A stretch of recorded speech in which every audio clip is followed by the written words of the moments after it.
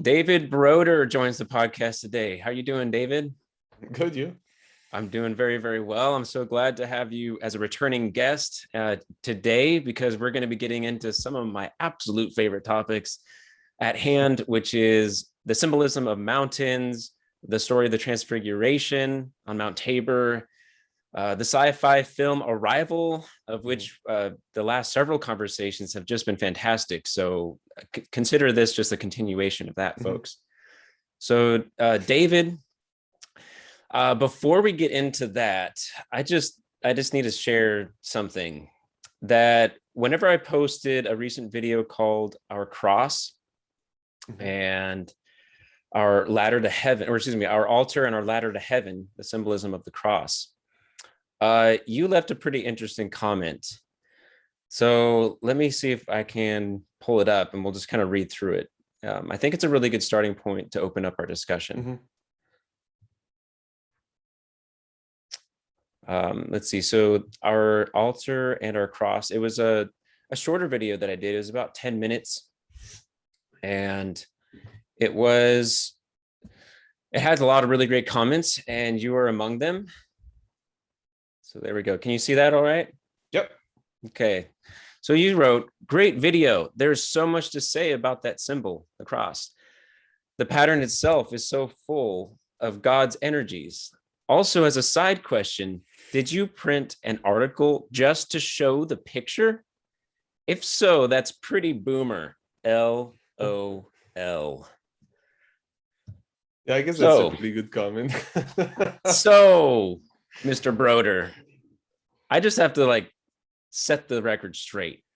We high tech up in here in Derek J Fiedler Productions, okay?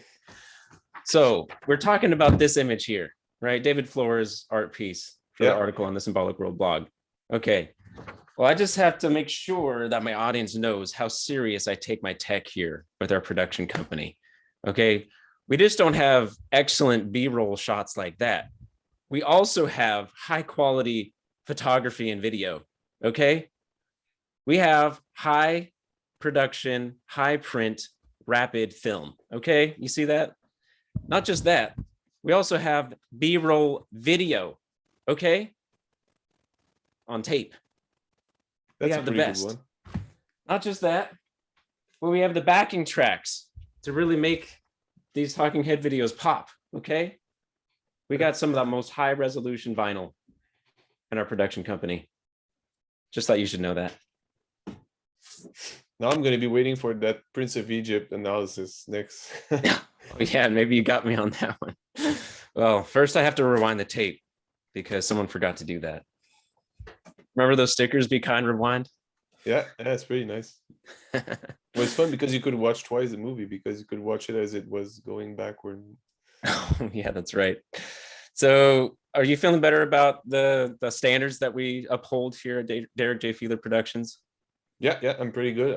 If you want, I can print out my article that we're going to be commenting on. I know that you already did. Not to worry, I've already done it. Exactly. All right, David. Well, why don't we start there? So you wrote the transformation on Mount Tabor, the symbolism of the mountain. And I got to say, I think you set the record for the most citations. This thing is practically like a master's thesis. And it feels kind of like a hyperlink, kind of like in the film Arrival, whenever Luis receives the culmination or the word of the heptapod language, and it's like thousands of little logograms. That's how I kind of felt reading this, where I was like, oh my goodness, this links to that and that links to this. And it's a very dense article that you wrote. So maybe what was the process like? What was the maybe the driving question that you're trying to answer in this article? Yeah, so the first draft of the article came about many years ago, where I had watched the and that's why it's in the article, but I had watched the documentary on Shugendo, which is the ascetical practice in Japan, about mountain climbing and so on and so forth. And I've always loved mountains and so on and so forth. So watching this, I felt a connection to it, even though I wasn't, into Japanese Shintoism or Shugendo or whatever. And so I wrote an article on it, which I used a portion of for, like some history of religion class that I did and so on and so forth. But then I built on it, and then it rested there. And then maybe a year ago, I decided to retake what I had, kind of complement it, and then do a second part. And the second part basically is the second half of the article, which is everything that has to do with the Bible itself. Because in the Okay. previous article, it Yeah. was just, kind of a horizontal look at various religions on mountains and symbolism and so on and so forth. So the Bible was one of those, but it wasn't looked at it deeper. So I restructured everything, because the goal of my article basically was, and someone pointed it out in the comments, but was to have actually a shape of a mountain, where at the base of it, when you start reading, I tackle all of those kind of different and various tradition, some very far away from Christianity and some a little bit closer. And then as you climb the article, it gets more and more precise, where you get into the Bible world, and then you get into the New Testament, and then you get into the Transfiguration itself, and so on and so forth. So it was shaped like a mountain itself. And That's fascinating, David. So you're saying like at the very top would say be the points of what yep, you're writing about, which was the mhm, transfiguration atop Mount Tabor. yep, But then you started at the base. And when we mean by base, it was like the base, like all the way down, because it does yep, start very wide. It's like mhm, you start like, oh, this is, what different people groups and yeah, religions from all mhm, over the different continents of the world think about mountains. And it's like, mhm. oh my goodness, like, how is he ever going to arrive at a point with starting out with like the opinions across continents?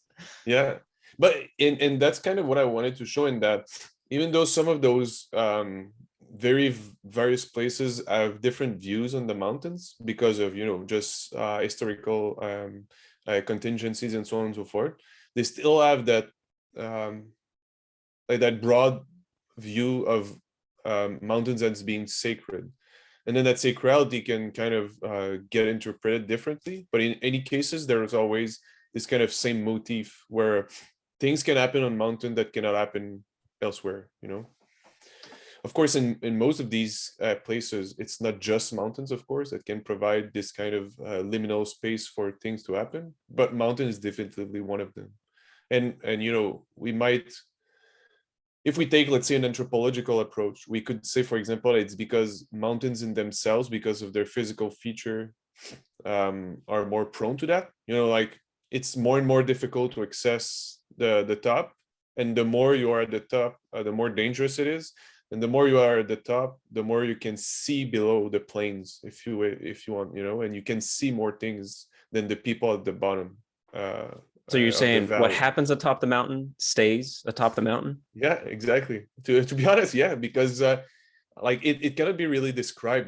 I mean, you can take picture, like the picture in the article, for example, I took it atop a mountain, and I can show the picture, but nobody can exactly know what it felt to be up there, or what I could see. Can you Because pull up the even this picture? picture, yeah, Go ahead and pull it up. Yeah, because what's really interesting is like I admired it so much. And then what you're saying is like that was a place that you hiked and a picture that you took. yeah, yeah. So this is Man, that's beautiful. the Where'd you take picture. that picture? It was in New Zealand. So it was atop some mountains in Archer Pass. This is kind of a pass, where there's a bunch of mountains and so on and so forth. And so, yeah, I climbed up top of that and I took a picture. It was not for the article, of course, it was many years ago. But my point being that what I felt there, and it's not the biggest mountain, to be honest, but what I felt there cannot be really described just with words, or even worse with pictures. And I feel that it's the same thing even with spiritual experience. And my point being that if we take a look at this mountain symbolism from some kind of anthropological perspective, we could say that the sacrality of mountains is actually a real experience. It's something that is lived, and because there's mountains all over the world, this same experience is going to be shared among the various humans and so on and so forth. And so it's normal that this symbol is kind of widespread and so on and so forth. And that's Yeah. only from the anthropological perspective, because if we take a theological perspective where God shows himself on mountains and so on, which we're probably going to get to at some point, then it's only normal that it's shared elsewhere and so on. So Right. Yeah. It amazed me the not just like that everybody like appreciated mountains or is important, but the fact that the way that they engaged with it was very similar. Especially like how you're talking about like confusing the distinctions between, or the dichotomies, right? So like what you're just describing is hiking to the top of a mountain. What you bring back with you, Neil deGrade from Derek Robin said this in one of our talks. You don't bring something tangible back down. Typically, like what could you bring? Some snow, like it'll melt, like although I did try to do that with a thermos on a hike one time so we could have a snowball fight down below, but most normally you bring back that intangible, the spiritual aspect. But yeah, overall I'd say your article is like, it definitely has that vintage, like it's been sitting on the shelf, and it doesn't surprise me that there is many years that went along to adding the different details. And what you bring about, the intangibility is actually a very good point, because I know you mentioned this in your draft for the arrival analysis you're working on. Yeah. So folks, yeah. I guess in a way, this conversation is like a sneak peek into behind the scenes of the Symbolic World blog, because so David and I are contributors of this blog that's, how do you say, like spearheaded by Jonathan Peugeot. Chief editor is JP Marceau, who I most recently had on the podcast. But we get to engage in these conversations where it's like, we bring our ideas and we kind of like clash them together or see angles and help each other out. So David, you've read the draft as such. So it's getting there, folks. Be patient. It should be really, really good, I hope. So David, he gets permission. I'm giving him permission to maybe not explain, but to bring up some of the insights that he has from his reading so far. And so one of the points that you brought was that when Moses come down from the mountain, people cannot read, the tablets. Well, hold on, David. Yep. David, let's back it up just one step. So my point is that Lois is that, okay, so the thesis would be that Lois is the new Moses. Yeah. And that she is climbing the mountain to have an encounter with the great other, to learn the language, the transcendent language, and then descend that mountain and teach or disseminate that language to all of humanity, thus saving it. I didn't want to spoil it though. I was just mentioning that you were mentioning Moses, the descendant from the mountain. Man, at this point, so there's a thesis. I'm sure hopefully that like piqued intrigue. And they're like, how in the world could you prove that? Because it's not obvious at first. No, it's a very good analysis, I think. And so so you point out the fact that Moses coming down, people cannot recognize what's on the tablet and so on and so forth.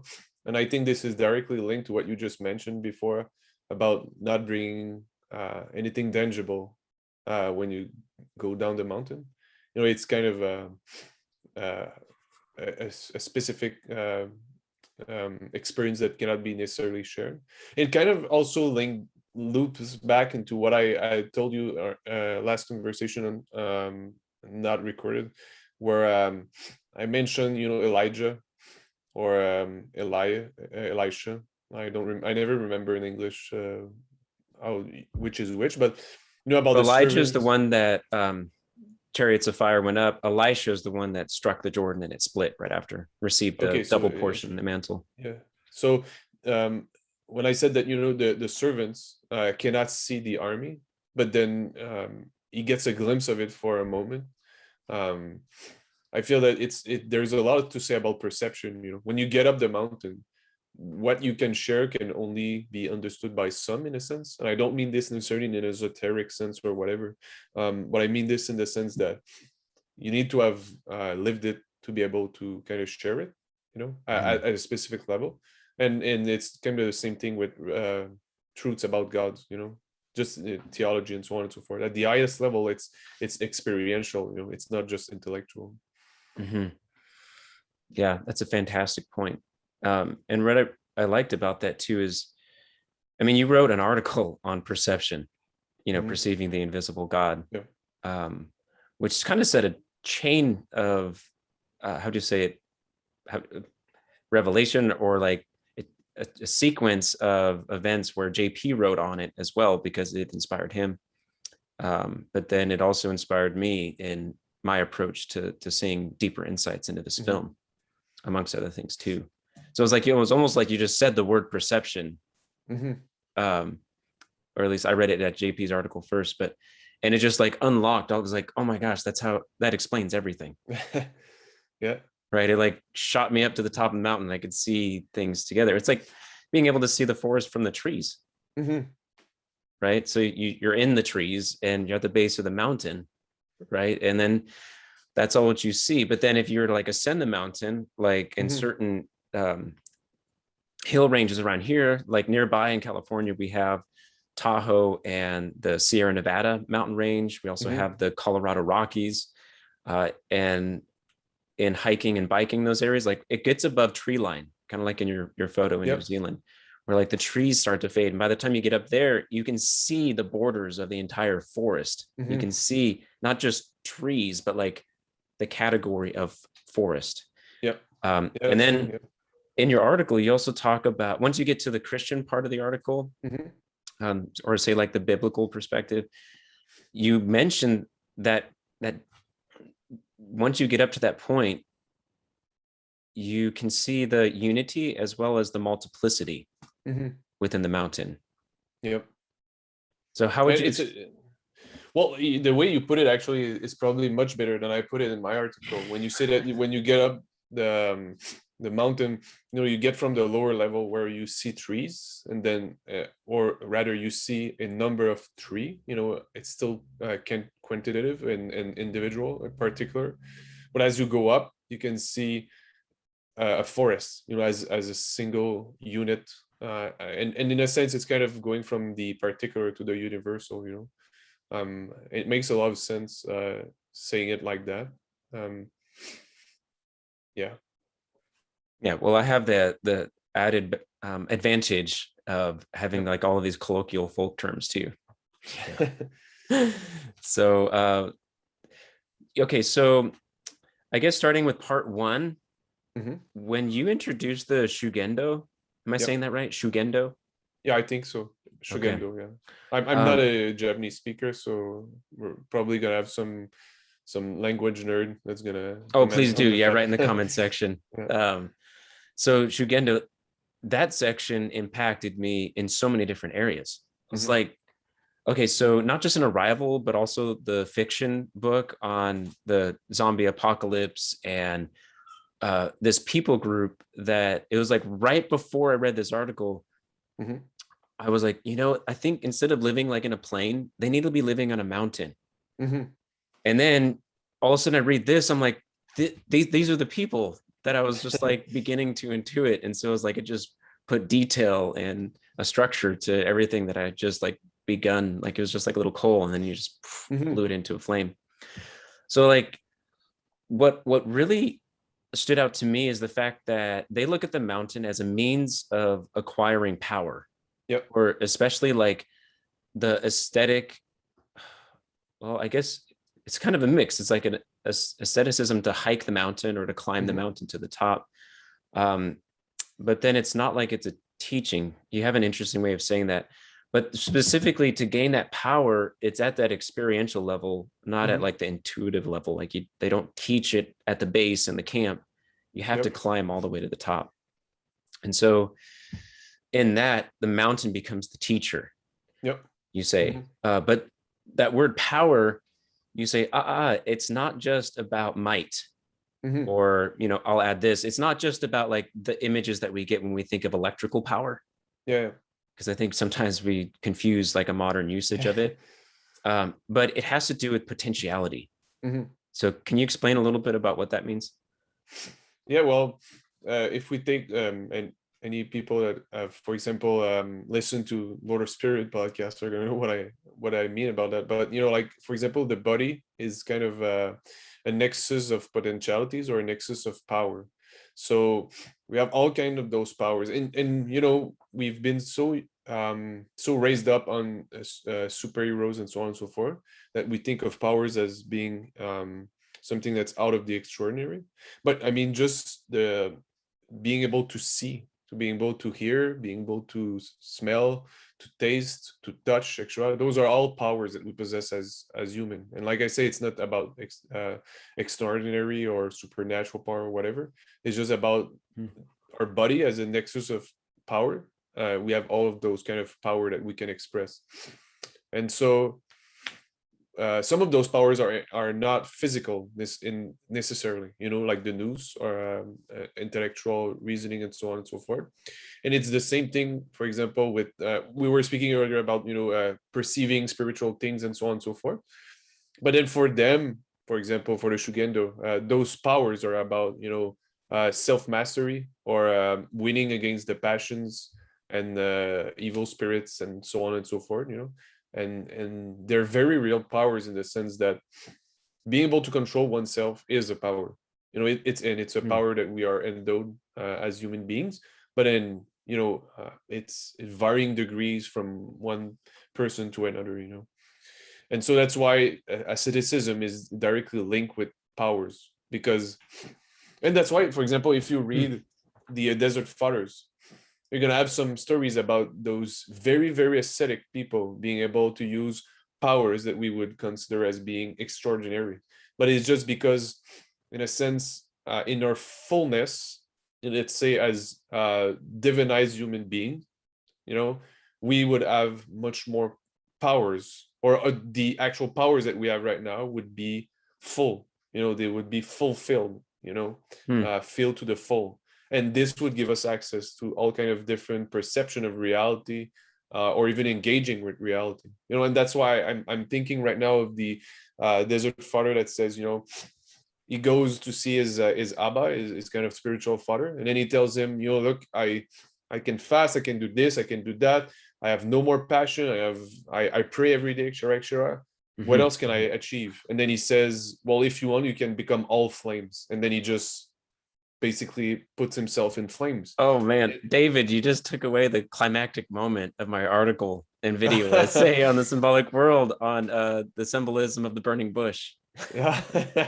Which is interesting because that article also how'd you say, tours or travels through the topic of Mount Tabor, and then arrives at this statement this dialogue between the church or the Desert Fathers. Yeah, and it's such an interesting moment, I'd say, in the Desert Fathers book, especially because it is presented as being so normal. Like, it's not like this story is presented as any different than this story, for example, where one Abba decides to, I don't know, sell all his stuff or something like that. For them, it's just more of the same. And I don't mean this in a diminutive way. I mean, it's just part of, like I said, I want to really stress the fact that these are all powers that human beings have. It's just that you need to bring yourself to the fullness of your potentialities, and this is achieved through the grace of being divinized. Yeah, in the wisdom literature, Book of Proverbs, it says it's something like this: like, it's more powerful the one who can control himself or a soul rather than control an army or a nation. And so, like, it's like, hello, that was written like how many thousands of years ago? And like, look at our culture today. We think, oh, money's power, and being a CEO like Elon Musk, that's power. And it's like, yeah, but can you control yourself from your own passions? And it's a good point you bring out, because, and I think it's just because of our modern society, but we tend to externalize everything and physicalize everything. So instead of considering powers as being inner potentialities, or at least potentialities within the body, the sphere of activity of the body, let's say, everything is put outside. So power, for example, it's about being able to, let's say, hurt others, what we call might, or it's about to being having lots of interrelation influence, which we would call, for example, political power or social powers, something like that. So it's all externalized. Whereas for the ancient, I feel it's more internalized. It's ontological. Yeah, it's like I mean, there's like a saying these days, it's like, don't try to do more, become more. It's like, yes, that's a very ancient truth that I think people in years past took more seriously, rather than getting more or doing more or accumulating more.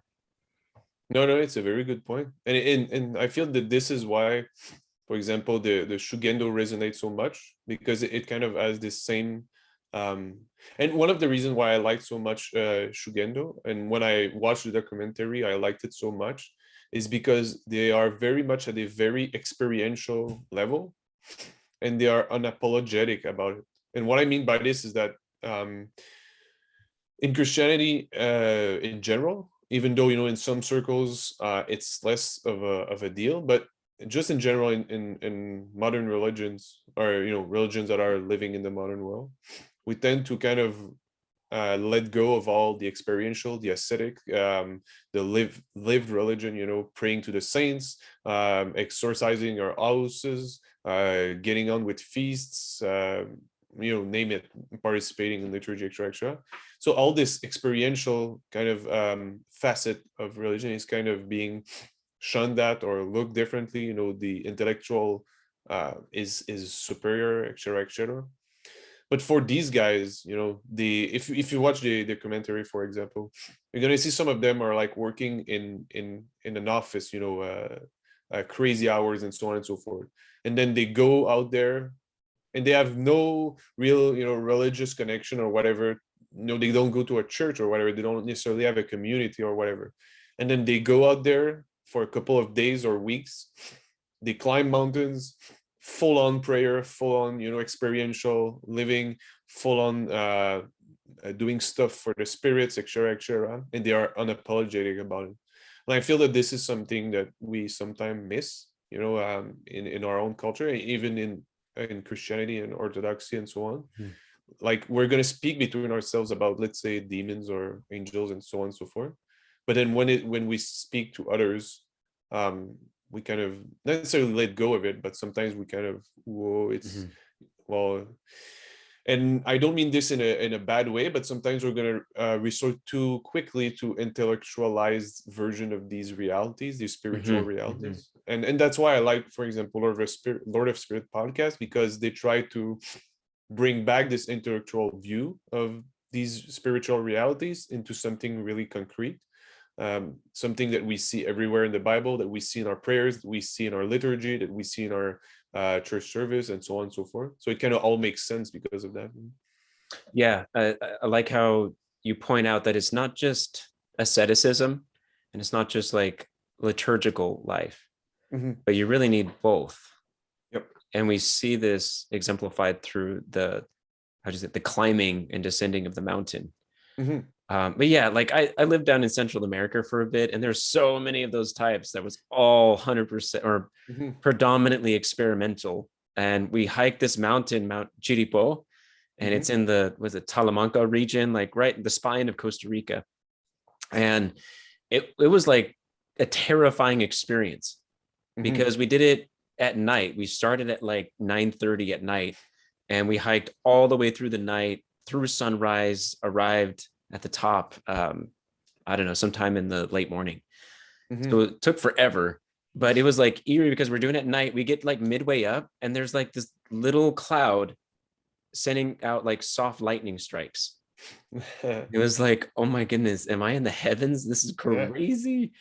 And so we have our like a little headlamps and stuff, and we turn it off and it's just like just little flashes, soft flashes everywhere. And we're like, oh my goodness, we're with the gods. And so we keep hiking. But like a lot of them, it was more of like the ayahuasca. It was the, like, let's do this and let's like try to get the peak of our experiential high. And then when they came down, it was like, that was all what it was really meant for, is something they could talk about. And I was like, how does it descend into the particular of our everyday life? How do you take the perspective that you get of seeing the outline of the whole forest and then understand how to navigate and walk through the trees below? Yeah, because you need to bring it back to your own life, as kind of a permanent, not necessarily a permanent change, but as a permanent, I don't know how to say this, but I actualize it in your everyday life, basically. Yeah. And it's one of the things that I wanted to show with this article, where sometimes we feel that other religions or other mythology have a better grasp of some stuff than Christianity do, whatever it is. And so I wanted to show that even though other religions have a very deep-seated relationship with spiritual mountains, that it was not just other religion, that Christianity also has it. I mean, the fullness of viable, let's say, spiritual experience is in Christianity too, because it's the fulfillment. The church is the fulfillment of what God has had as a promise for mankind, or at least the fulfillmentness, because it's still ongoing. But yeah, so I wanted to show that there's still a lot of stuff to say about mountains even in Christianity, and my point here is being that everybody can go climb a mountain. You don't have to do shugendo to climb a mountain. You're still gonna get something out of it. Yeah, in a sense, it's primordial. It's something that we've been doing for as long as we know. Yep. So how about we just dig into Arrival? So let's take some of the stuff we've talked about so far, and see what we could draw out from the movie Arrival. I am just thinking about just what we've talked about, where when I looked at Arrival, I saw a mountain. When I looked at Arrival, what I realized the most, how would you say it, foundational theme that really created the pillars and the structure from which all of these other excellent themes hung upon was hiking a mountain. And so really the main character, Louise, she hikes this sacred mountain, you can say, and she follows this pattern just like Moses did on Mount Sinai, where as I look at this, whenever he hikes up, or whenever she hikes up, it's almost like she's drawn to this terrible, awesome, wonderful place. So at the ascension point, it's almost like this numinous, right? When something is so wholly, completely other that it terrifies you, but you're drawn towards it at the same time. It's like the fly to the light trap, I just can't stop. No. Right. It's like we're drawn to the light. And so when we look at it, like, of course, the ship is positioned horizontally.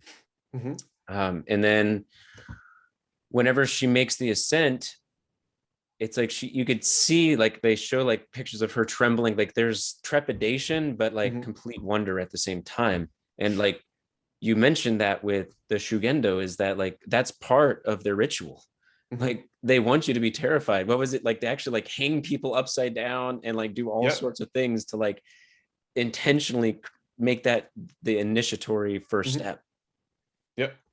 So they hang people upside down, and then they ask them question which would look for us as, for example, as Christian, as some kind of confession, where they ask them about their family, how they've been treating, for example, their family or their friends, and so on and so forth, because they want to try to bring out truths. They want to, and one of the goal, I think, and it's not necessarily specifically said in there, but I think it's implied from the ritual, that the goal is not so much that people speak truths about themselves, but rather that they kind of acknowledge to themselves truths about themselves. You know what I mean? In the sense that we in general, human beings, we lie a lot, and we lie even more to ourselves, or we hide some stuff from ourselves and so on. And so sometimes when you're drawn to those kinds of let's say rituals and so on and so forth, or just experience, a dangerous experience, experience of death and so on, you kind of open up more to yourself, and then you can live a more authentic life. And I think that's one of their goal. So like it's the light being like the truth or the fullness of potential, right? Where you face all what you could. I mean, like Jordan Peterson has some fantastic commentary on this, on potential.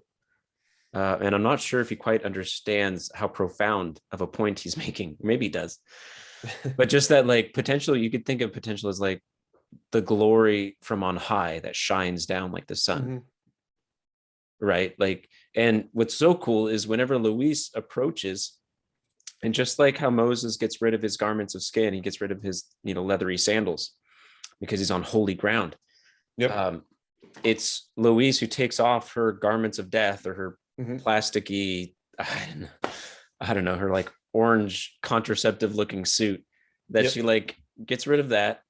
And then if you look, the very next shot is like her light gets, her face gets lighter and lighter as like more of the light is shining upon her as she gets closer to that window and peering into that white, smoky, kind of like liquescent scene environment in which the two heptapod, the great other, is on. And so like it's just so interesting that it's the light that she's glorified in that experience. Once she gets beyond her fear or beyond that layer of death, it moves towards the light.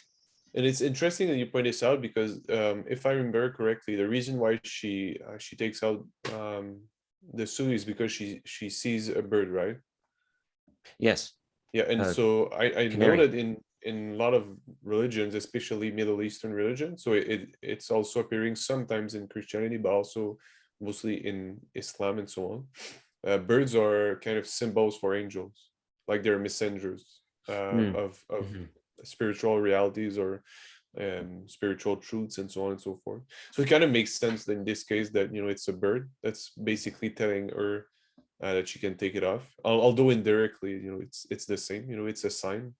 So yeah, I mean, out of all the things to indicate that it's okay, that there's the right balance of oxygen and the other gases inside that chamber, it was a bird. Yeah. So the other thing is that, at least in this first step of ascending up the mountain, it's not like they hike on top of or go around this, you know, the heptapod vessel. They go in to the center of it. And so something else that you brought up in your article was the symbolism of the cave. As, how do you say it, the womb of the mountain. So like, I mean, what's there? Like, how could you describe the dynamic between the womb or the cave and the mountain? Well, sometimes, for example, in other religion, not so much in Christianity, but in other religion, the womb of even of women, or the inside of the mountain is going to be likened to an egg. You know, for example, the primordial mountain of religion sometimes will be where the like the cave of a primordial mountain will be where the world has been created from, you know, as kind of the cosmic womb. But even in Christianity, and I don't know if I pointed this out in the article, but you know, we say that, for example, Christ has been born in a manger, but in reality, you know, the word that's used for it is a cave. You know, the manger itself was inside a cave. So basically, Christ was born in a cave, you know. So it's again, there's this duality of womb, because there is the human womb of the Theotokos that bore him, but at the same time, it's kind of implied that it's also the whole of creation is basically a womb, womb for Christ, because of that, you know, that earthly aspect of the whom. I've You're saying it right. Pronouncing. Okay, no, it was the part when you said Theotokos that was like, oh man, am I saying that like way off? I might be saying it wrong in English, so that's why. But so there is this link between the womb of the Theotokos, the cave, and then just the inside of, well, the cave is the inside of a mountain in any cases, you know, so it's kind of all interlinked. There is some saints that hid inside caves, some of the prophets also. I know that a lot of mountains, cave mountains in the Middle East, has been home to monasteries and so on and so forth. So there is still this aspect of caves that's kind of very present in Christianity still. So yeah. So it's basically it's a place of potentiality, you know, where things like a female womb, you know, it's where things can grow and be born. So so the place of potentiality, right? Because like otherwise, I mean, what else is a womb? Right, but the potential for the seed to become a person. And that's such an interesting correlation where you tie that it was like a mother's womb, right? But then there's Mhm. also the womb of the cave. There's also the womb of the tomb, Yeah, right? that's true. Yeah, yeah. From which, the resurrection. So Mhm. interesting because I used the specifically the nativity and the tomb in that video essay I did last Christmas Mhm. on the Mandalorian as a Christmas story. Yep. Whereas like, oh, what do you know is like that seed is inserted into, let's say, the dark earth, Mhm. from which it has the potential to materialize into a plant. Mhm. Um, so I think that's happening in Arrival, like where it's so interesting is it's not quite like, say, like Saint Mount Sinai, where Mhm. Moses goes up. There's lots of similarities, right? Where uh, the whole arrival scene is like there's clouds and smoke everywhere, right? Which Mhm. is totally indicative of Mount Sinai. And then Mhm. there's also this element of there's also an element of it having a mountain-like composition. So it's Yep. not like the technology that we're used to seeing, like saying like Independence Day, Mhm. right? Where there's like wires or there's technology circuitry, it's like Silicon Valley imagination of what aliens look like. This is definitely like a religious imagistic display where it looks more of like lava, the rock. It looks more of Mhm. like stone, this heptapod vessel. But And it's not that, and it's covered in smoke, just like Mount Sinai. And so there's things that are hidden. You're not quite sure where heaven and earth touch. Um, Mhm. but the difference is that they're inside the mountain, Yep. which is interesting. So maybe it's playing more on that Christ element of him being inside, or like Elijah being inside the cave and then hearing the whisper, right, of the Mhm. Lord saying, speaking of And his even the presence. picture you showed, for example, there is, you see other mountains, and it Oh, does yeah, show yeah. clearly. Isn't that a good one? So they have Yeah. like a bunch of different variations on these posters. And I Mhm. just found this one recently. I'm like, man, that looks just like David's picture. Like, And so it does this show takes, that this spaceship is actually a taller mountain than the others. Really oh, yeah, showing you're that it's right. standing out. Yeah. There how many? There's 12, right? Like there's Correct. 12 of them. Yeah. Yes. 12 of Yeah. these heptapod alien spacecraft. Like the 12 tribes, 12, wasn't there 12 elders with Moses also? Yes. Yes. And Precisely. then 12 apostles. So, Mhm. I mean, I don't think that this is just a generic. Yeah, it's not uh, arbitrary no, accident. exactly. No, not at Yeah. all. That's what I'm trying to say. Is like, whether they intended to or not, like Hmm. Luis is the new Moses at Hmm. the scale of humanity, where Moses was at the scale of a nation, the nation of Israel, Yep. and Luis is at the level of humanity, where they pick out these 12 regions.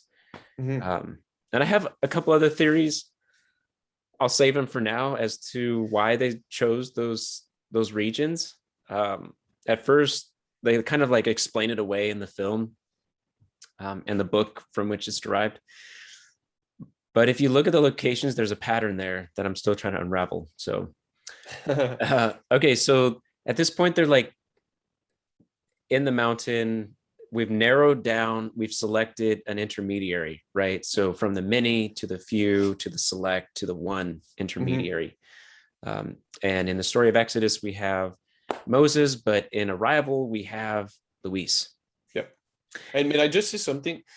Because I'm sure some of the listener are going to be like, yeah, but like, um, why would it be about Moses? Like, why would Denis Villeneuve do a movie about Exodus? We've never really shown any interest in it, and so on and so forth. But I just want to point out that, first of all, on one case, sometimes patterns are stronger than individuals, in the sense that he might Mm. have put those patterns without even knowing it, and it all kind of connected and made sense because it's about the basic structure of reality. So that's on one sense. And on the other sense, also, sometimes we underestimate what the intent of writers and directors are. And I mean this in both ways. Sometimes, we're going to enwave propaganda and occult of influences and so on and so forth. But on the other side, we need not to enwave also the religious connotation and so on and so forth. And the reason I'm pointing this out is that, I made my article on Superman versus Batman. Mhm. Well, I made clear that it was a structure about, Christ and the resurrection and so on and so forth. And when I wrote the article, I was kind of the only one on the net saying this. And I'm not saying this because I'm a hipster or whatever. It's just to prove my points, basically. And I think it's like 1 year ago, or maybe 1.5 years ago, or something like that. The director of the movie, he did an interview, and he clearly said, "I did it based on Christ, his death, and his resurrection." And nobody knew before that. And my point being that it's not because you, for example, find those patterns about Moses and so on, and that Villeneuve never spoke about it beforehand. It doesn't mean that he wasn't thinking about that. It might just surface, in a year or 2 years or 5 years, that he's going to say, yeah, I clearly took my influence from there and so on and so forth, Mhm. So this is for all your future detractors that might say that, your analysis is not on point or whatever. I appreciate that, David. That's a good caveat. Yeah, so I think that there's an important distinction here where it's not just that Luis is just Moses, right? This is not analogical. This is why this film is so sophisticated and, in my mind, brilliant, because Luis is also Eve. Yep. Right. So she's also the how'd you say it? She's the new covenant bringer, which is something I'll talk about. And these are all the things I'll talk about in other articles. But she's also representative of the feminine in the symbolic sense. So they kind of play on the other character, Ian, where like they're playing on his male role, her female role, him as a scientist, her as a linguist / religious leader. And then of course her as a mother. So all of these themes somehow coagulate or they coexist and they collaborate. They're like all interlayered within each other in a single story. So it's not just that. Maybe this is what I'm trying to say, where, okay, so yeah, technically she's not on top of the mountain like Moses was. Okay, fine, I'll give you that. But later on in other articles, I'll show you pretty clearly that she's also the archetypal mother. And here, now we're kind of getting into like, maybe like the integration point, and then the descent of the mountain, where Luis goes into the womb of the vessel, right? And that's where she receives the word, or maybe you could say like the seed, the totality of their language. And this kind of gets back to your point in your article, where you were saying that it's not just asceticism, it's not just knowledge, it's not just at the intellectual level that she learned this language. It couldn't stop there, right? So this is not a Gnostic argument. It's not a Gnostic story. It has to descend to earth. It has to what she received, just like how Moses received, say, the word or the commandments, the blueprints that was disseminated through the nation, that is to descend the mountain. She does the same thing throughout all of humanity, or she gets that process started. Yeah, and there's still that very physical aspect, notably in the sense that, for example, you mentioned iron, iron as a bodily death inside, the mountain and so on and so forth. So there is still that very real experience of the danger, but also there is the fact that, she's actually going to bear a child, and the child is gonna die and so on and so forth, but she still bears the child. So there is still that physical aspect, that's kind of linked with it and so on.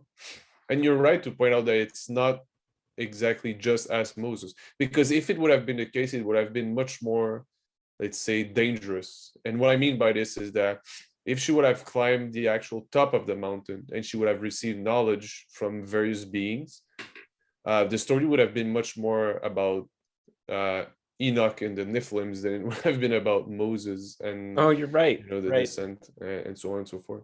So I feel that the fact that she doesn't get all the way to the top is kind of actually a saving grace, let's say, from a Christian perspective, to that movie, because it's how can I say this?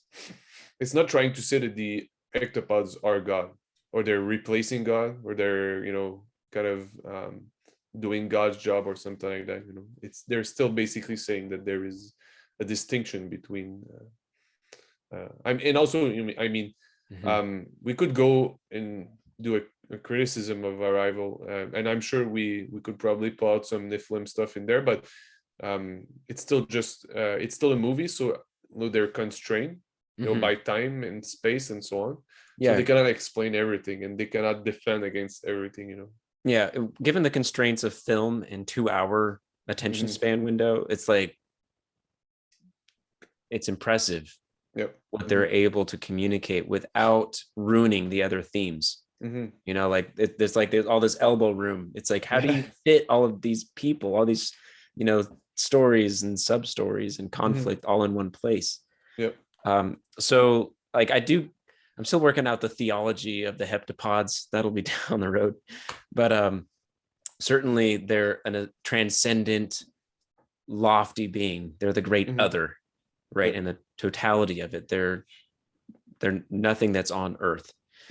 And yeah, so like there's different things. So like at the mountaintop experience, like Moses reaches the top or darn close to it, and he never really gets to see God. Right. Or in the whole story of Exodus, he gets close, and just like Luis, he can see the back, or he can see the outline, or he can see, but there's still the veil of smoke or clouds. So like they both get really close, but they never quite touch. It's just like the vessel. Think of how far, it went, if we're thinking in miles, from wherever high place in the sky in the heavenlies, and it came down, but it only reached like within 50 feet or so of the plane of earth.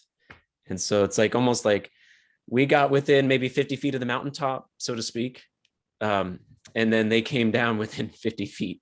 So it was like just interesting spatially thinking right there. And it's actually a very good point that you bring there, in the sense that it's a good image, kind of showing that, what is 50 feet to, let's say, 1,000 billion of kilometers, like it's infinitively small, and in a sense, it's kind of that distance that we have from God, in a sense, but at the same time, we don't, because he condescends to us, like he brings himself down, like us, or like in the sense of the movies, humanity reaching their planet, forget it, but they can come down to us, just as God can come down to us. He can show himself to us. He can even take our nature on, and he can become human just like us. Yeah, so that incarnational element. So we're getting to the point where, like, so she's done her series of ascents, which, if I'm counting right, is about 40, and Moses spends about 40 days on the mountain. And then, so she has this transformation wilderness type of period at the individual level, but then she receives the tablets, or receives the word. She realizes that she is the weapon, or it's in her. And now it's time to descend. And so she's descending the mountain. And I want to ask your insight, or see how I'm doing so far with this. Moses, when he came down, at least in the book of Exodus, because remember, there's two. There's also the Deuteronomy tailing too. There was no tablets. There was no written. It was oral. It was the spoken language version of the two versions of Mount Sinai in the Exodus story. And like people didn't have ears to hear him. Right. And so similarly, Louise, she tries to tell General Weber, and he acts like she's a crazy person. And like, he's like, yeah, we're just going to move on. We're going to evacuate. It's going to be Armageddon. It's going to be war. And she's like, no, like she spells out, the whole, like the thesis, right? The whole point. It's like the answer, the truth is right in front of him, and he brushes it off. And then she's able to like write it out, and they still can't see because they don't have that perception, right? They don't have those pillars. They don't have those foundations of understanding. Have that power. without Right. that power. And so something else that JP has me looking into is whenever Moses came down, right, he has, how do you say, two drafts of the tablets. And the first ones are said to be like translucent or crystal, or they're made of too lofty of a substance, right? They're written by the hand of God. And then the second version was written out of stone. So that way is more like down to earth, you could say. Yeah. Yeah, no, it makes sense. And I feel it's also interesting because she mentioned in the movies, and you put also emphasis on it, the aspect of the weapon. And it's important to understand also that just before going up on Sinai, I mean, just like one chapter before, God has vanquished Pharaoh, and the hymn that Moses sing is about God being the Lord of War, or God is a Lord, is a God of War, something like that.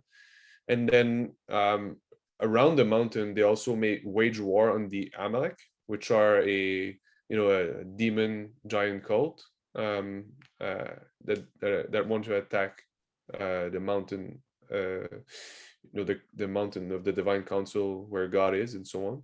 So I feel that there is this aspect also of weapon that's present, because she uses that knowledge and try to convince other people and so on and so forth. And she does, right, with the general, one of the General Wang, I think, like she uses that weapon basically. So I feel that it's kind of brought to another level, and I'm not sure I'm going with this, but I feel that there is something with the warfare aspect, spiritual warfare aspect, that's still kind of present there. Yeah, and it's funny how it takes the act of a sign or a miracle, just like Moses striking water or striking the rock and water coming out, and various miracles in the wilderness. It's like it takes some type of like earthly action. In this case, she saves the day. She's able to shoot the weapon in the form of a whisper or conversation, and it totally changes the trajectory of everything. And everybody sees like, oh my goodness, this is the potential, or this is the potential realized of the weapon of this language. Yep. Yeah, no, it makes a lot of sense. And I think it's just because also like people should go and reread Exodus and Deuteronomy, because we have a lot of the image of Charlie Neston yes and when we think of Moses and so on. And it's not it's a bad movie, but it's there's more stuff in there's more stuff. Should I play the B-roll? So there's more stuff happening in the Bible that's actually really interesting and very pertinent to the analysis at end. So yeah. So after the sign, okay. So I want to ask you about Pharaoh. How do you think the character of Pharaoh is portrayed in the movie Arrival? Well, I'd say none, but at the same time, I do acknowledge your insight about the general, because one of the main feature of Pharaoh in the Bible is that he's ardent of heart, notably because God wants it so. And it makes a lot of sense then, yes, that the general that doesn't want to hear the truth or see the pattern and so on and so forth is kind like of refused to receive that perspective. Yeah, because he's hardened of heart. It's kind of the same pattern in a sense. So I get what you mean with this. The only difference though is that the Pharaoh is actively trying to sabotage both Moses and God, and he's going against God, literally going against God, because he thinks that he's a stronger God. Because we need to remind ourselves that Pharaoh is a god, in the sense of the minor G and so on and so forth. So it's kind of a way of God also of showing both the Hebrews and the Egyptian that he is the God with the big G. So yeah, I feel that in this particular aspect, none of them are really like that.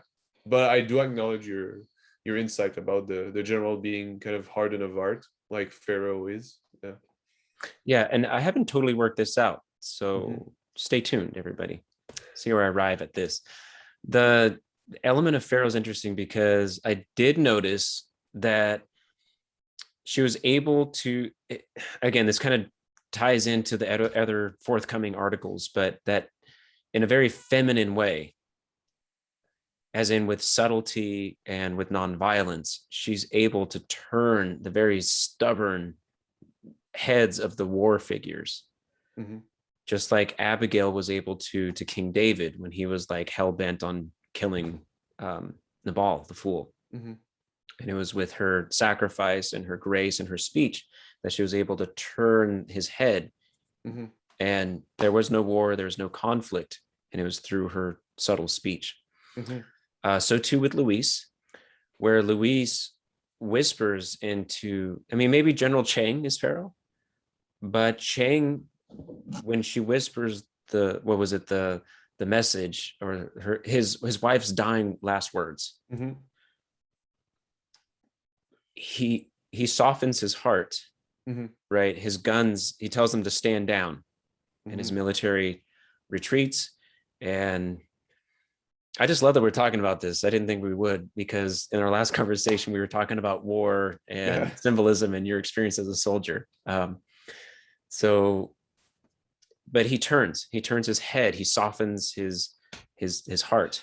Maybe it's a way by Villeneuve of saying that had Moses been a woman, Pharaoh would have softened his heart. I don't think some like postmodern twist. Yeah, exactly.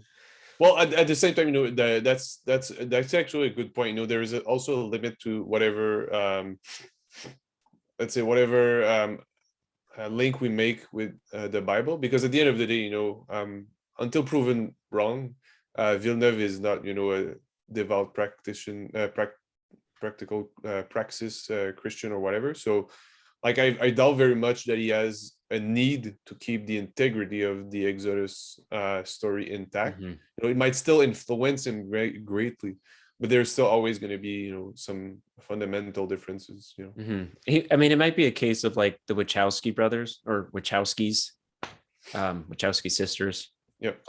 How they like basically intuited in the film The Matrix. Pretty much one of the greatest Christian films ever told. Right? I would disagree very much. Oh, okay. Well, let me back up. So I would say maybe not the greatest. I'm over speaking. You're right. Thank you. No, but what I disagree is that it's a Christian movie at all. That's my point. Yeah. Actually. So I should say this, that they're able to intuit some very strong and sophisticated Christian themes and interweave them very well. Because my point and then at the end of the day, they're like, whoops. It's like, yeah.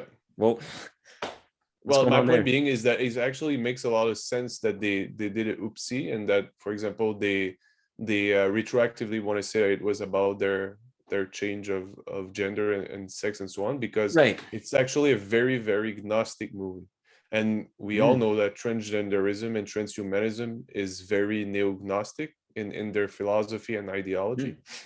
And so it makes a lot of sense, actually, that they can say this about their own movie. And that's why I was kind of critical about when you said, yeah, it's true that there are Christian theme, but it would be the same saying that there are Christian theme in Gnosticism. Of course they are, but it's still very far from being Christian. And you can look at it from this perspective. There is a very strong hatred of the body in the movie, in the sense that the body is only a vessel for energy for the machines, and for the humans, it's actually only a vessel for getting into the matrix. And even then, the life that we live in the matrix is only illusory. You need to actually pull out of the world, the world with a capital G, to be able to live the real life. So right away, there is a very Gnostic dualism, where there is kind of the body and the spirit, Instead is the matrix, the illusory world, and the real world. And there is also even the demiurge, the architect, which is a demiurgic figure that construct and build an imperfect world that he's trying to maintain. And the role of the Messiah in the Gnostic world is to come and repair that broken world, or at least lead people from the illusion back to the spiritual life. And so there is, again, that body that they have inside the world of the matrix is actually for them a false body. just like Gnostic in the real life, they're going to say that the soul is trapped in the body, and the body is just a prison. You know, even in ancient Greek, they would do the this kind of implication, because soma and sema are two words that are very similar in Greek. One is body, and the other is the tomb or the prison or something like that. So they would say that the human body is just the tomb of the soul, or the prison of the soul, and so on and so forth.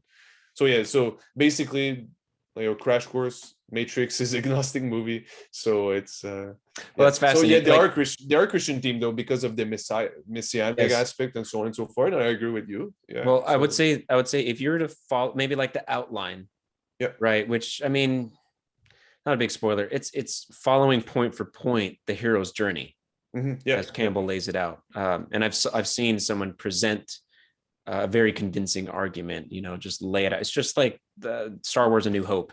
You know, same outline. But if you look closer at that outline, you know, it shares very similar key points, like initiation, like baptism, like rebirth, like, you know, so I think there's definitely a core structure of Christianity that holds that story together. And then it interjects all of these other themes that kind of, I guess, can make it a mess. And there's something dissatisfying with the Matrix for me. So like, okay, yeah. First thing I said was like, it's the greatest Christian story. I'm obviously wrong on that. And what I'm trying to say is that the structure that holds the story together, I would argue, has a lot more to do with Christianity than some of the other retroactive self-interpretations that the directors have. Yeah, of course. And to tie it back into Arrival, they don't go that direction. Actually, they turn and they go in a very satisfying direction, where instead of saying like illusion or separation of mind and body, they go incarnation. And that's that element where, you know, she gets pregnant voluntarily. She understands the potentiality of it, but she also knows the end, which gets into another theme of teleology and purpose and time. But with her being a mother, she understands that it's not just something that we have to learn like in a classroom, but it's something that has to be birthed. It has to be lived out. It has to be. And then I love the shots that they have, because it's, you know, shots of like collecting stones and like poking your finger into the dirt and the soil and the shores. You know, it's very it's very viscery. It's visceral, I should say. It's very at the body level, where here she ascended to the heights of heaven, the mountaintop. But then she understands that she has to go all the way down to earth and carry it out with her practice. She has to live it out with giving birth to a child. Yeah, and I'm trying to find out right now. That's why I'm not looking at the screen. But I saw something recently about providence of God and seeing the future and so on and so forth. I'm just trying to find back that quote, because I think it would make a lot of sense. Was about, you know, distinction that I think it was Saint Basil the Great was making a distinction between omnipotence and some other faculty about seeing the future, and how they were kind of different. Or maybe it was Saint Maximus the Confessor. I'm gonna try and find it back at some point and maybe send it to you. But I think it kind of makes sense in that way, that, for example, it's not because she gains power of seeing various, let's say, timeline or in the future and so on so forth, that she gains any kind of omnipotence about it, or omniscience about it, and so on and so forth. I'm gonna try and find it and send it over to you afterwards when I send it my way. It's kind of like in your article how it's not merely staying at that like experiential asceticism and then that's it, and you go about and you do other things. It's like, okay, well, how does that go into the practice of your life? And she was showing that even though her daughter, which it's so funny, like this is, maybe you could help me figure this out, but like the movie starts at the end. The movie starts at the conclusion, and we don't have eyes to see it. And then by the end of the movie, we're like, oh, and then you want to watch it again. And then by the time you get there, it's like you can see more, and then you want to watch it again. It's almost like we want to keep hiking up and down the mountain, because with it, it's like we're climbing this ladder. We're getting that higher perspective. We can see more of the particularities of how the story works. Yeah, and some stories are made like that. For example, I always point out the instance of Dune, the book. If you read Dune, the first few pages, you already know what's going to happen in the end, because Princess Irulan writes that Muad'Dib became emperor and so on and so forth. And then after a couple of pages, you already know that Paul is Muad'Dib, so you can already make the sense that he's going to end up being the emperor. But the goal is kind of figuring out, okay, what does it mean that he's emperor, and how does he reaches this? In the sense that if you would put someone in front of the Arrival movie and you would tell him, look, this daughter, she knew that she was going to die, and she still decided to make it, or whatever truth about that aspect, like you say, the person wouldn't have the eyes to see, in the sense that it wouldn't make sense. They need to go through the whole pattern, same thing as Louise herself needs to go through the whole pattern in order to understand really what it means, and then kind of make the choice and so on and so forth. Gareth Boyd, in our previous conversation, he talked about that. And he's like, maybe climbing up the mountain is not just a straight shot up vertical. Yeah. It's like cyclical, or it's like a cylinder where like a spiral. A spiral, spiralic. Yeah. Is that a word? Because sometimes you're going to get different views, because if, for example, you go towards the east side, then you're going to get a certain view of the east side. Then you go to the north side, and you're going to get a certain view of the north side. But then as you go back to the east side, you're not going to be the same point as you were, the first time. And so you're going to see the east side differently now, and so on and so forth. It kind of get like that. And, even history in itself, as we understand it, is kind of the same thing, where there is things that are kind of cyclical, but it's not purely cyclical in the pagan sense that everything comes back to the same point. Because the way we see it, exactly like a mountain, where we as humanity kind of climb a mountain collectively, and at some point there's going to be an end to that mountain. The mountain doesn't go on indefinitely in a spiral. We're going to reach the summit, which in our case, it's kind of going to be, an inversion of the summit. But then at the same time, it's going to flip back into the actual summit, and we're going to be on top of the mountain on the New Jerusalem, and the divine liturgy with God Himself presiding over it. So yeah, I think I know what you're talking about. So I'm reading through the book by James B. Jordan, Through New Eyes, the one that I read the passage from in the recent video. Okay, so looks good. He was, oh my gosh, that book, I haven't even gone through it, but I'm like to the point where I'm like, it's right up there with Language of Creation in these matters. Like it's so, and the funny thing is they're talking about the same thing. They're talking about, the first couple of chapters in Genesis. So always those ones. He talks about covenants, right? Yeah. And when we look at a covenant, it kind of looks like a horizontal mountain where the age or that season kind of narrows and it comes to an end point, but that's actually the beginning of the next covenant or that next age, which then it has that potential to span and grow and grow and grow. Yep. Right. So it's like it's happening, but like if I were to flip it vertically, it'd be like, okay, new covenant, and then it kind of narrows to the end, but then at that end point, it's the beginning that expands and it grows the new one. Yeah, and it's the same thing even in our personal life, because I used in the past this exact same kind of image to show about faith, for example, where like we have all our personal, let's say, understanding of the world and so on and so forth. That's kind of shaped, let's say, like a pyramid, where it's pointing us in a certain direction. Like seeing things about, let's say, about the church, about the saints, the fruits, let's say, of Christianity.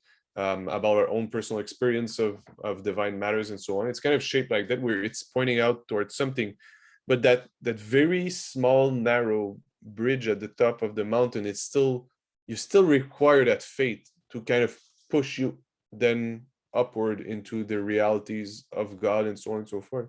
Like, and that small, let's say, branching of the two pyramid, it's very tiny, it's very narrow, but you still need that faith, and I'm working on it. My next article is on faith right now. Awesome. So you still need that kind of small point to be able to breach into the other world. Let's say breach into that other pyramid that's kind of all the glories of God. And I actually found back the quote I was speaking about. So it's a question. One of the questions that Saint Maximus was asked, and the question was, what is the distinction between foreknowledge and predestination? And so Saint Maximus the Confessor replies, is foreknowledge, his being God, his foreknowledge pertains to our thoughts, words, and deeds, which are within our power.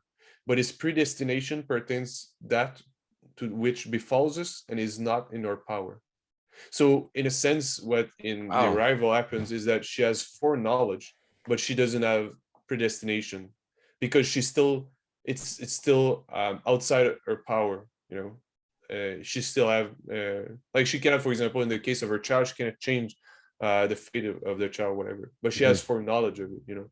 So she has yeah, so it's kind of a small theosis in a sense, because she obtains new kind of intellectual power, because she obtains, because, you know, theosis is participating in the divine energies of God through his grace.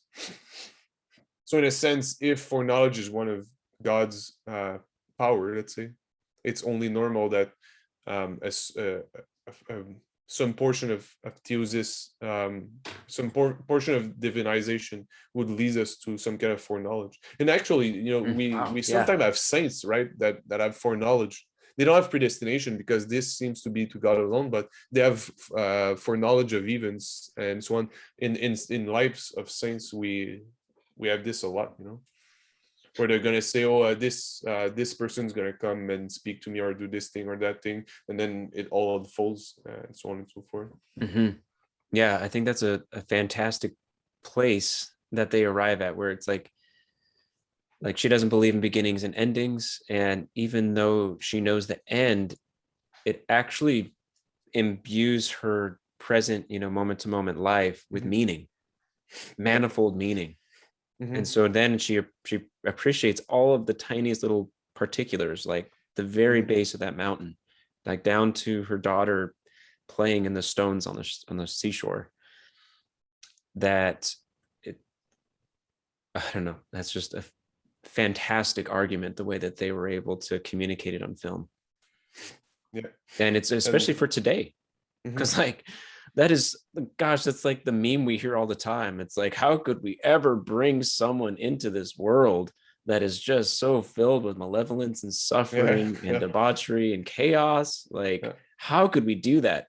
And then Louise, she makes it worse, because then she's like, no, that's not just like, I know that it might happen. I know, I have a pretty clear, not totally clear, but pretty clear knowledge of the end of my child, and it's going to be as a teenager suffering a disease, and she'll die in the hospital. And it's a very interesting and you know, thinking about it, I feel that it's almost impossible that Hollywood movie would do this, because it brings all sorts of question with regards to what is considered as being acceptable in a society. For example, abortion, euthanasia, and so on and so forth. It raises all kinds of question, which I would not have thought a Hollywoodian movie would do. Maybe Villeneuve didn't think about it on that front, but still, it's like the question is still raised by itself, you know. Like I don't feel that he couldn't have seen those questions kind of arising from there. My dog just went to sleep beside me, so I think it's time. Is he trying to tell you something? Hey, so I guess the last thing is eco-semiotics and linguistics. Oh yeah, so this is mostly for you, but I just heard a talk by a deacon that works on eco-semiotics and linguistics. I can't find the name for you, but basically he was saying that there is a school of semiotics in the Eastern Europe where they make a direct link between let's say the human person as some kind of holistic unit and its environment, and that symbolism or semiotics, you know, studying signs and representation, is a relationship between the human agent and then its environment. And that's why it's eco. It was first thought of by a biologist and so on and so forth. But so there is this kind of relationship where, not saying that symbols are arbitrary, but they are a little bit more dynamic, because the symbol is, as far as I understood it, is kind of in the message.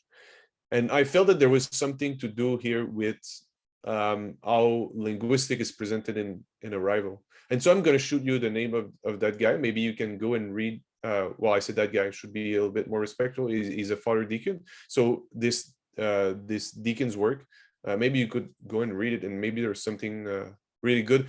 Not so much for the analysis of the movie itself, but for how language and semiotics and linguistic in the movie itself is kind of represented with that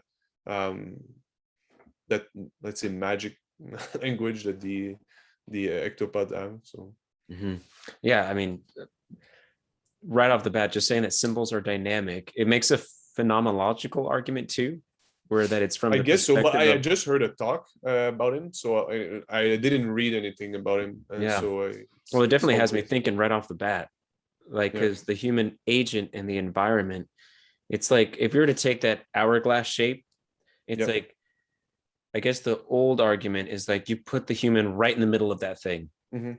right? They're at the point of heaven and earth. Mhm. And then a modern one would be, no, human over here, heaven and earth over here. Mhm. And we can study it like it's over here. But like, I mean, just that's not how we function. Like, look at that, look at the way we name things. Mhm. You know, like we name like mechanical objects, like, oh, that's the boom arm. Yep. It's an arm. It's an anatomical word for a human body part. Yep. Mhm. Now we've like projected that perspective, right, from the center of who we are onto this like mechanical boom arm. Mhm. Yeah. Yeah, we are. And it's kind of interesting because, you know, in the Greek philosophy, you know, some philosophers were saying, for example, that man is the measure of all things, in the sense that we as humans use men to kind of evaluate everything. But then it was also contrasted, for example, with kind of, well, gods and divine realities and metaphysics should be the measure of all things. But in a sense, for us Christian, it's kind of resolved in a sense that God became man. So Yes. God and man is the measure of all things, because we have a very theocentric point of view, but at the same time, our theocentric point of view also kind of presupposes an anthropocentric point of view at the same time, and vice versa. You know, if you think of man, you think of God, and if you think of God, you also think of man. So let's end it there, David. yeah, that's good. That's awesome. David Brodeur, I thank you so much for joining me today. Gosh, man, I look forward to the article on faith that you have coming up. Everybody make sure to go check out his other works. He has like a nice a growing collection of articles on the Symbolic World blog. All of them are fantastic and have obviously helped me in immeasurable ways. Stay tuned. Subscribe to the channel, you know, like these videos, get the word out, because the Arrival essays are coming. And then subscribe, like, and share. Yeah, thank you. All right, man. Well, have a great evening. We'll be in touch, man. Look forward to more to come. Thanks. Okay, bye-bye.